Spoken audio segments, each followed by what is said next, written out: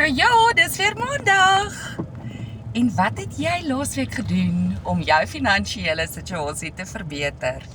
Of om jou inkomstestrome te verbeter? Die van julle wat my nie ken nie, my naam is Lindy, ek is 'n ma van Suid-Afrika. En my hoofdoel is om ander Suid-Afrikaners te bemagtig en te leer van digitale bemarking en sodoende te verseker dat jy 'n addisionele inkomstestroom het, meer tyd het met jou familie en 'n beter lewenskwaliteit het. So, ek het 6 maande terug die leap of faith geneem en ek het my eie digitale besigheid begin. En ja, ek het nie 'n IT graad nie. Ek is 'n gewone, doodgewone, werkende 8 tot 5 ma van Suid-Afrika. En enige iemand kan hierdie produk aankoop, want jy kry 'n proven blueprint wat jou stap vir stap wys hoe om jou eie digitale company van die grond af te kry. En die addisionele bonus is, jy begin verdien in dollar.